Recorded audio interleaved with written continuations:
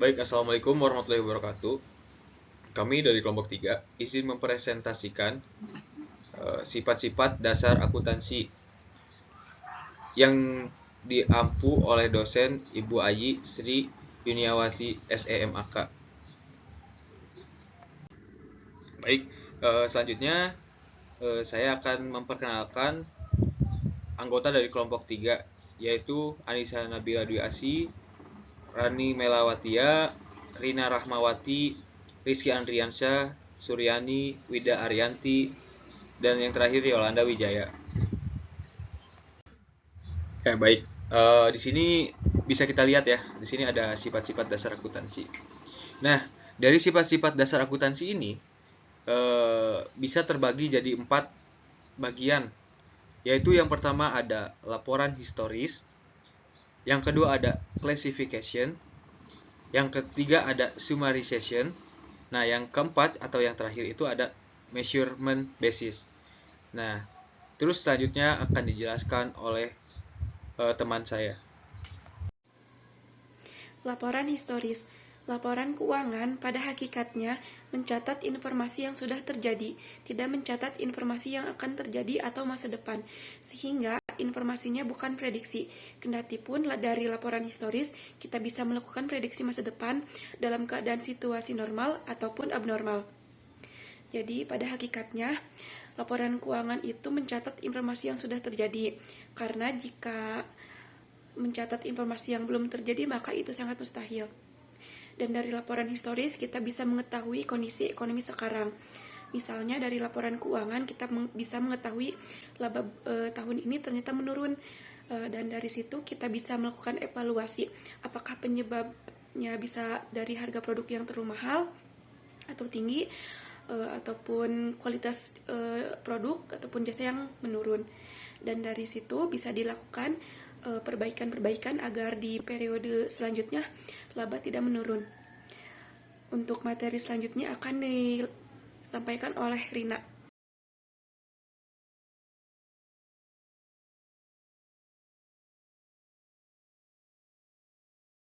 Baik, materi selanjutnya akan disampaikan oleh saya sendiri, Rina Rahmawati.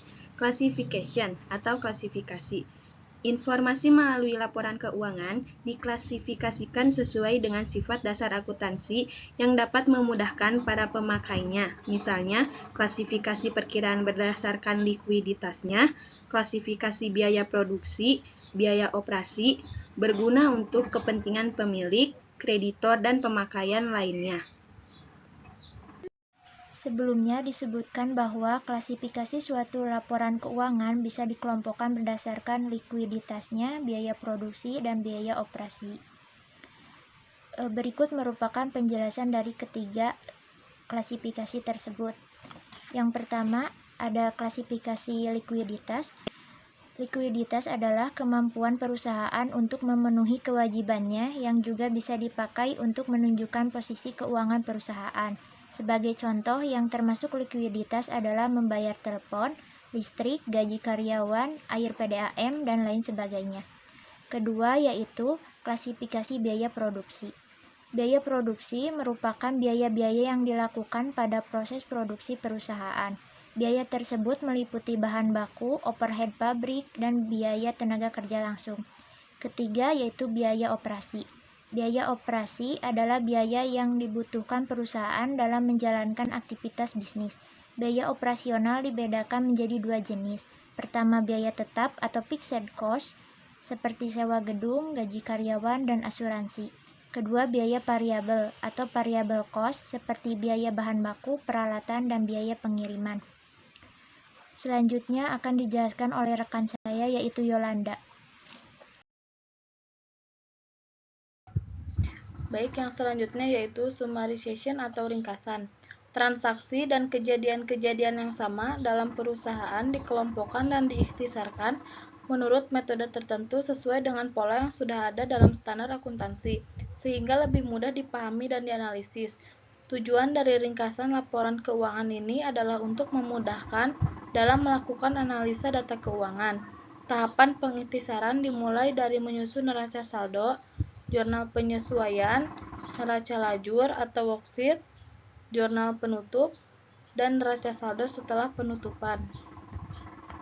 Di sini saya akan menjelaskan tentang contoh dari ringkasan. Yang pertama, neraca saldo biasanya disusun pada akhir periode akuntansi yang bertujuan untuk memeriksa kesamaan jumlah saldo debit dengan saldo kredit. Yang kedua, jurnal penyesuaian adalah ayat jurnal yang dibuat di akhir periode untuk melakukan koreksi atau menyesuaikan data catatan yang ada dengan data sebenarnya. Yang ketiga, neraca saldo setelah penutupan berguna untuk menjaga dan memastikan bahwa perhitungan dalam buku besar sudah seimbang atau belum, dan dapat digunakan untuk mengetahui neraca saldo setelah penutupan berguna untuk menjaga dan memastikan bahwa perhitungan dalam buku besar sudah seimbang atau belum, dan dapat digunakan untuk mengetahui apa saja kekayaan dan dari mana sumber pendanaan suatu entitas. Selanjutnya, neraca lajur atau worksheet mempunyai fungsi sebagai alat bantu mempermudah penyusunan laporan keuangan yang memuat semua data keuangan perusahaan. Selain itu, kertas kerja membantu proses penutupan akun buku besar. Yang terakhir, jurnal penutup berfungsi untuk menyesuaikan saldo akun hingga jumlahnya 0 agar tidak mempengaruhi transaksi dalam periode berikutnya. Baik, selanjutnya saya akan menjelaskan mengenai dasar pengukuran. Dalam pengukuran sebuah entitas adalah yang digunakan dalam akuntansi. Ada bermacam-macam metode pengukuran seperti harga pokok atau cost, harga pasar atau market, harga terendah antar harga pokok, dan harga pasar atau lower of cost or market, harga realisasi, dan lain-lain. Ya, baik, mungkin sekian ya presentasi dan pemaparan materi dari kelompok 3 ini. Cukup sekian. Barangkali ada yang ditanyakan, mari kita diskusikan. Wabillahi taufiq wal hidayah. Wassalamualaikum warahmatullahi wabarakatuh.